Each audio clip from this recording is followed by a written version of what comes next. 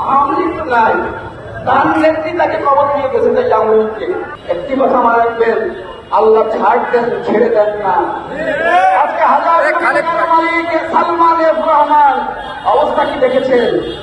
আজকে সেই শেখ হাসিনার দাম্ভিকতা ওই হেলিকপ্টারে করে পাঠাতে হয়েছে ছাত্র ভাইদের আন্দোলনের মুখে। আমার মা কিন্তু পালাননি, তাকে জেলখানা রাখা হয়েছে, তাকে মন্দির ভক্তদিন বলেছিল তুমি চলে যাও। প্রধানমন্ত্রী হাসিনাকে আজাদ করেননি।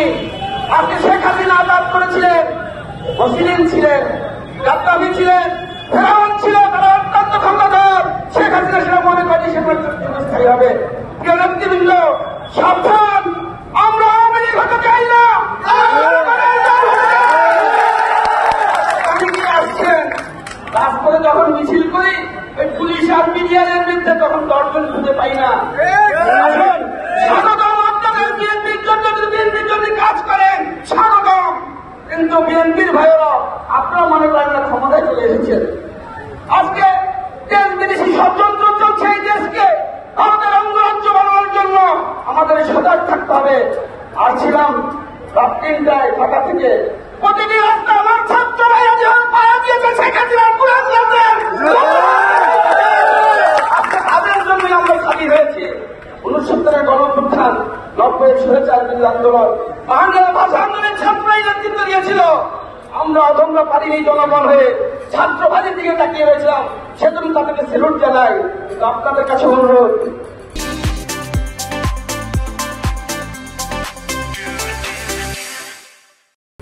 চাঁদাবাজি মুক্ত বাংলাদেশ চাই, ঘুষ মুক্ত বাংলাদেশ চাই, সন্ত্রাস মুক্ত বাংলাদেশ চাই। আমাদের সকলের কাজ করতে হবে। আমরা যদি আওয়ামী লীগ হই জনগণ আমাদের ভয় থাকবে না। আমরা জনগণের ম্যান্ডেট দিয়ে, জনগণের ভোটের অধিকার ফিরিয়ে দিয়ে আমাদের দেশকে দিবে খালেদাকে দেশটা তারেক রহমানের বাংলাদেশের জনগণের দল হিসেবে পরিণত করতে চাই। ভাইরা আপনাকে অনুরোধ করছি, আওয়ামী লীগ তো নাই, তার নেত্রী তাকে কবর নিয়ে গেছে তাই আওয়ামী লীগকে। সে আওয়ামী লীগ নিয়ে সংশয় করা আমাদের কিছু নাই। আমরা দীর্ঘ ১৭ বছর বিএনপি নামক যে সংগঠনটি, সেই সংগঠনকে নিয়ে রাজপথে বুক বুঝিয়ে আমরা রাজপথে ছিলাম। আজকে একজন আওয়ামী লীগও নাই। অনেক ভাই বলবেন ভাই আমার ভাই তো আওয়ামী লীগ করে, অনেক সহযোগিতা বলবেন ভাই একটু বাঁচিয়ে দিয়ে। যারা সন্ত্রাস করেছে সেই সকল আওয়ামী লীগদের কোন জায়গা নাই।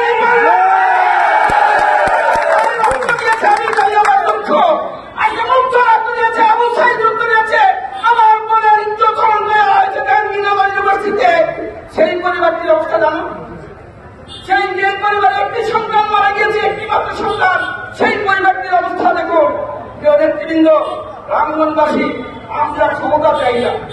আমরা আমার এলাকার দেশ নায়ক তারেক রহমান বলেছেন টেক বাংলাদেশ, অর্থাৎ আমরা জিয়াউর রহমানের বাংলাদেশ চাই। আমরা দেশকে বেগম খালেদা সংগ্রামের বাংলাদেশ চাই। আমরা জনগণের দল হতে চাই।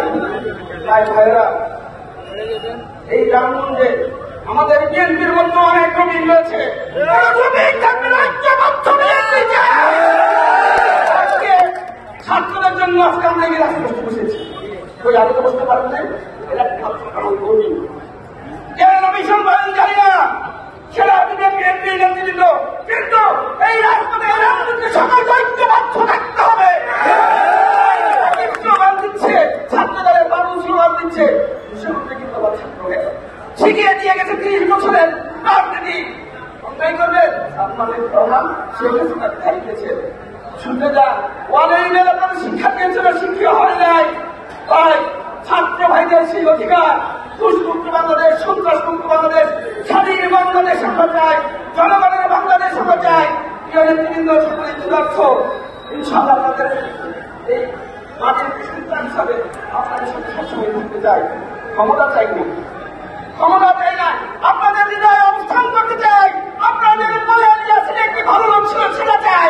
ক্ষমতা চাই না, ক্ষমতা আল্লাহর দান, ক্ষমতা আল্লাহর দান।